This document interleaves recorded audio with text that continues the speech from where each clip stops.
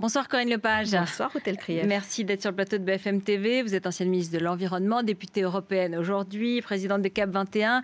Vous avez fait campagne pendant les cantonales avec Europe Écologie, mais vous n'êtes pas d'accord avec les Verts. Donc c'est un peu un choix à l'intérieur de ce regroupement. Dans les cantonales, c'était Europe Écologie Les Verts. On n'était pas ensemble dans tous les départements, mais dans un certain nombre d'entre eux, je suis allée faire campagne avec mes candidats CAP 21 et je suis heureuse d'avoir un élu en Alsace.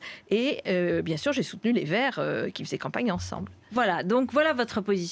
Et donc ce soir, l'information BFM TV, c'est que Nicolas Hulot sera candidat à la primaire des Verts, donc contre Eva Joly, vraisemblablement dans une petite dizaine de jours. Alors, est-ce que c'est un bon candidat pour vous ? Je ne pose pas la question comme ça. D'abord, mais c'est moi qui la pose. J'entends bien. Mais je vais vous répondre. Pour le moment, on est dans un cas d'Europe Écologie Les Verts. L'écologie politique, c'est beaucoup plus large que ça. Et pourquoi ne pas envisager des primaires élargies comme le fait le Parti socialiste, parce qu'il y a notre mouvement, mais il y a le MEI, mais il y a Génération Écologie, il y a beaucoup d'associations environnementales. C'est l'écologie de droite un peu, ou du centre, enfin par rapport à l'écologie de gauche, des Verts. Quoi, oui, d'accord, mais enfin Nicolas Hulot dit qu'il veut être au-delà de la droite et de la gauche, et je trouve que c'est quelque chose d'intéressant. Moi j'ai toujours dit que c'était devant qu'il fallait être, et c'est par rapport à un positionnement devant qu'il faut réfléchir. Donc ce qui est important, c'est pas tant Nicolas Hulot, pas Nicolas Hulot, c'est la procédure. Moi, je voudrais des primaires très élargies pour qu'il puisse y avoir peut-être d'autres candidats. Et puis, deuxièmement, surtout, c'est pas la personne, c'est le projet. Vous aussi, vous seriez candidate alors ? J'en sais rien. Moi, je suis quelqu'un qui travaille. Je suis sur un projet pour proposer des solutions concrètes aux gens. Dites vraiment. Mais si vous dites non, je ne veux pas tout de suite, etc. Mais peut-être que dans le fond, vous y réfléchissez. Bien sûr que j'ai réfléchi, comme d'autres, il y en a d'autres qui réfléchissent. Vous dites qu'il y aura 2 candidats EELV, il y en a peut-être d'autres, j'en sais rien, je crois qu'il y en a 4 d'inscrits pour le moment, et on ne parle pas des 2 autres. Il y avait Yves Cochet, mais il a dit qu'il se retirait pour Nicolas Hulot. Il a toujours soutenu Nicolas Hulot, déjà en 2007 d'ailleurs. Si vous voulez, ce qui est vraiment important, c'est de montrer que l'écologie, ce n'est pas une contrainte, ce n'est pas un problème, c'est une solution. Et je pense que le débat sur le nucléaire que nous avons aujourd'hui en France, est parce qu'on l'a, qu'on le veuille ou non, est précisément l'occasion d'imaginer une autre société française. Et là, on a une option. Et je pense qu'il est essentiel qu'une écologie réaliste, pragmatique, qui travaille avec l'économie, puisse montrer aux gens que c'est possible. Alors, je reviens quand même sur des déclarations que vous aviez faites le 12 janvier 2007 et vous y disiez à l'époque de façon extrêmement catégorique: comment un animateur vedette qui n'a pas mené les combats associatifs contre les puissants et qui compte dans sa fondation des entreprises contre lesquelles le combat écologiste est quotidien pourrait-il représenter les écologistes à l'élection présidentielle ? C'est ce que j'ai écrit dans la campagne de 2007, c'est vrai. Voilà, donc vous étiez très très opposé à Nicolas Hulot. Donc pourquoi vous ne dites pas aujourd'hui j'ai changé d'avis ou j'ai pas changé d'avis ? Vous avez changé ou vous n'avez pas changé d'avis ? Les circonstances ne sont pas les mêmes. Nous avons tous évolué. Nicolas Hulot semble aujourd'hui vouloir vraiment y aller. Souvenez-vous, 2006-2007, j'y vais pas, je sais pas. Bon. Non, mais c'est une question de fond, ce que vous dites. C'est une question de fond. Je pense que les sujets demeurent et beaucoup les ont posés. Mais j'essaye de penser au-delà de ça. J'essaye de penser qu'est-ce qui est le mieux pour pouvoir emporter la conviction d'un grand nombre de Français qu'il pourrait y avoir en France, comme on l'a fait dans le Bade-Württemberg la semaine dernière, quelqu'un qui puisse défendre une écologie extrêmement pragmatique. Et donc, c'est dans le débat qu'on va pouvoir voir tout ça. Moi, j'ai pris de la bouteille, j'essaye de réfléchir à ce qui est le mieux. Voilà. Moi, je résume.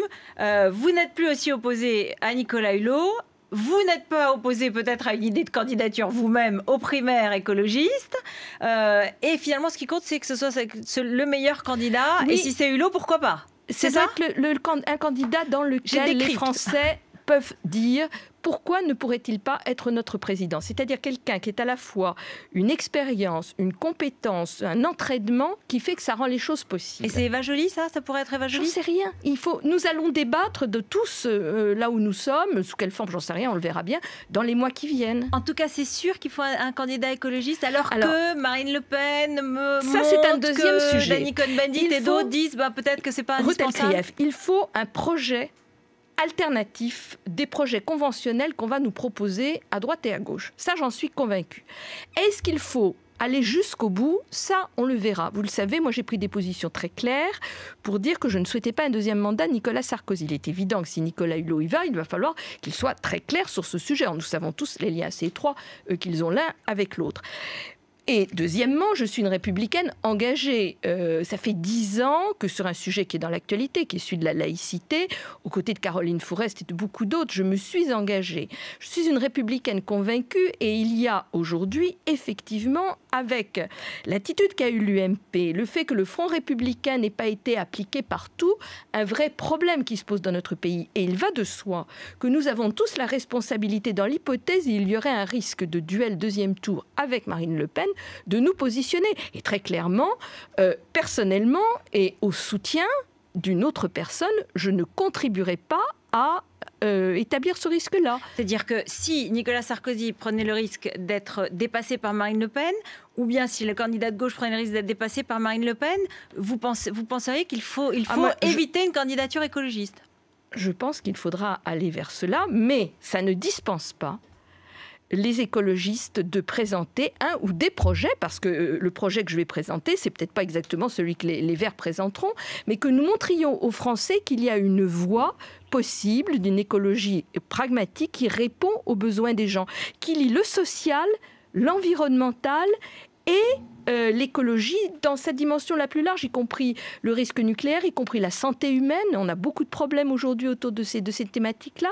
Et de montrer que tout ça est lié, parce que ne pas respecter la santé humaine, ça a aussi un coût pour la collectivité et les finances publiques. Sur le nucléaire, aujourd'hui, l'autorité de sûreté nucléaire a publié un rapport qui dit finalement la sécurité des installations nucléaires n'a pas jusqu'à présent pris en compte le risque d'un cumul des catastrophes naturelles. Donc c'est intéressant parce que ça montre qu'après Fukushima, ça a pas mal bougé dans les esprits en France et on établit... C'est rassurant, on a l'impression quand même qu'on y réfléchit et qu'on dit la vérité quand même, non? C'est un côté rassurant, c'est que pour la première fois, on ne dit pas il n'y aura jamais impossible qu'il y ait une catastrophe nucléaire en France, ce qui était une crétinerie, pour ne pas dire autre chose, et qui est ce qu'on nous a seriné pendant 40 ans. Donc ça, dont acte, c'est bien. Ce qui n'est pas rassurant du tout, c'est qu'on n'y ait pas pensé, parce que, excusez-moi, Hôtel Krief, on a quand même des centrales qui ont 30 ou 40 ans, je pense en particulier à Fessenheim, mais ce n'est pas la seule, pour lequel on a justement un cumul de risques inondation et de risques de séisme. C'est quand même très inquiétant que cela n'ait jamais été conçu. Vous demandez, comme les autres écologistes, sa fermeture je dirais que je suis assez mal placée pour demander autre chose, puisque je défends toutes les collectivités locales qui veulent la fermeture, et que je suis très engagée dans ce dossier depuis 4 ans. Donc oui, c'est pas nouveau. Est-ce que l'Union européenne aujourd'hui a demandé un contrôle encore plus important sur tous les produits alimentaires importés des régions japonaises? Et évidemment, Tokyo dit, s'il vous plaît, ne surréagissez pas. Oui. Mais on a raison ou on a tort? Bien sûr qu'on a raison. Souvenez-vous, en 86, quand le nuage de Tchernobyl n'était pas passé chez nous, on s'était battu pour que les fraises françaises, qui étaient pourtant contaminés, continuent à être commercialisés. Souvenez-vous de ça, parce qu'évidemment, le nuage n'était pas passé. Mais maintenant, aujourd'hui, l'instrument de mesure de la radioactivité en France au regard de Fukushima, c'est de dire c'est X fois plus que Tchernobyl, ce qui est quand même assez rigolo entre nous, soit dit.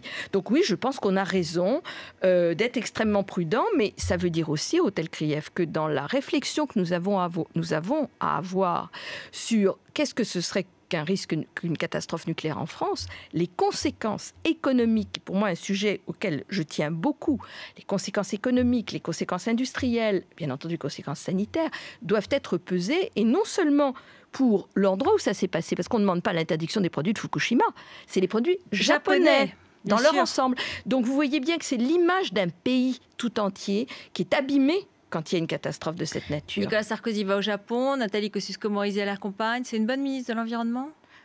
Elle fait ce qu'elle peut dans un univers très difficile, mais je trouve que parfois, elle charrie. Très honnêtement, de venir nous dire au début de l'accident de Fukushima que la radioactivité était très faible, on savait que c'était pas tout à fait exact. Après, elle a quand même reconnu le danger. Oui. Mais enfin, si vous voulez, il y a des approximations avec la réalité qui me gênent venant d'une femme qui connaît si bien ces sujets et qui a une vraie fibre environnementale. Donc j'ai l'impression parfois que la fibre UMP pèse plus lourd que la fibre environnementale. Vous connaissez bien justement l'UMP, vous connaissez bien ce milieu. Vous étiez ministre d'Alain Juppé. Oui. Il est revenu au gouvernement, il est revenu dans une position très importante. Ça serait un recours à la place de Nicolas Sarkozy, à votre avis? On en parle. Je ne suis pas UMP, hein, donc c'est pas mon affaire. Je ne sais pas. Moi, ça fait un moment que je me pose la question de savoir si Nicolas Sarkozy sera vraiment candidat en 2012. Je me la pose, mais rien ne me permet de dire que j'ai raison de me poser cette question. Mais c'est une réflexion d'ensemble. Il y a des précédents dans la vie politique française où on voit bien que quelqu'un qui paraissait être le candidat normal n'a pas finalement été soutenu. Voire même, souvenez-vous, en 1969, le général de Gaulle a été lâché en race campagne quand même. Bon, Nicolas Sarkozy, de Gaulle, on verra. Juste l'assimilation s'arrête là. Hein. Oui, la comparaison s'arrête là. Juste un petit mot, on en parlait tout à l'heure, la prostitution aujourd'hui. Vous avez entendu ce débat, faut-il sanctionner, pénaliser les clients? Il y avait un débat chez nos amis de BFM Story il y a un instant. En Europe, vous, députée européenne, la pratique, c'est plutôt la pénalisation d'un certain pays. C'est la bonne méthode? C'est la liberté dans d'autres. Hein. Regardez les Pays-Bas, l'Allemagne, etc. Moi, je pense que si pénalisation, c'est les deux qui doivent être pénalisés. Je vois pas pourquoi ce serait que les filles. C'est pas normal. Et moi, je suis très inquiète de la progression des mafias en Europe, hein, à tout point de vue, avec la traite des êtres humains qui va avec des montagnes d'argent qui sont déplacées sans qu'on sache vraiment comment. C'est un sujet dont on parle peu. Et je pense qu'il est excessivement préoccupant. C'est la raison pour laquelle toutes les questions qui touchent à la corruption, au trafic d'influence en tout genre, sont pour moi des sujets absolument majeurs de notre société, parce que c'est deux sujets qui paraissent différents, mais malheureusement, on trouve des ramifications, on trouve des points communs.